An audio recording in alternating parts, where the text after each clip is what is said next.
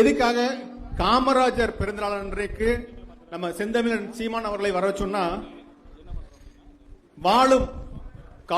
நம்ம வாழும் காலத்தில் இன்று காமராஜர் என்ன மாதிரியான விஷயங்களை அன்று நினைத்தாரோ அதை இன்று நம்ம நடத்தி காமிக்க வேண்டும் என்று மனசார நினைக்கக்கூடிய ஒரே ஒரு மனிதர் நமது அண்ணன் சீமான் அவர்கள் மட்டுமே.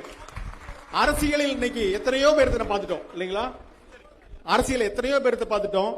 இன்னைக்கு வரைக்கும் அவர் 2010 எப்ப கட்சி ஆரம்பிச்சாரோ அப்ப இருந்து இன்னைக்கு வரைக்கும் கிட்டத்தட்ட 3-4 எலெக்ஷனை கண்டக்ட் பண்ணிட்டாங்க. 4லயும் தனியா தான் நிக்கிறார் இல்லைங்களா சார்? அவர் சேர்ந்திருக்கலாம் இல்லையா?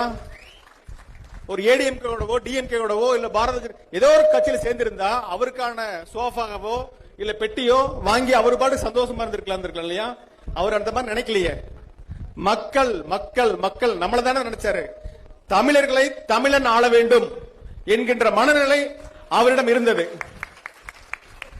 இது வேற யாரும் இல்லையே இல்லைங்களா? யாரு வேணும் ஆளலாம் அப்படிங்கிற எண்ணத்தை தாண்டி தமிழர்களை தமிழன் மட்டுமே ஆள வேண்டும் அப்படிங்கிற எண்ணத்தை முதல்ல வச்சுட்டு ஒரு எலெக்ஷன்லயும் 234 தொகுதிகளிலுமே கேண்டிடேட் எடுத்தினாரு. அதுல 50 விழுக்காடு பெண்களுக்கு கொடுத்தாரு.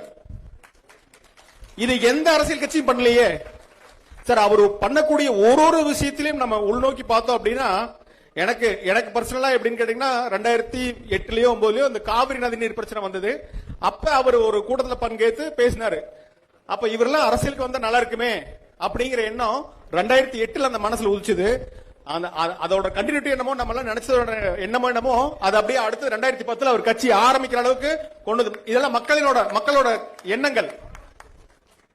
இப்பவும் சொல்றேன் சார், அவர் நினைச்சிருந்தால் இந்த கடந்த எலெக்ஷன்ல நிறைய சோஃபாக்களை வாங்கி இருக்க முடியும்.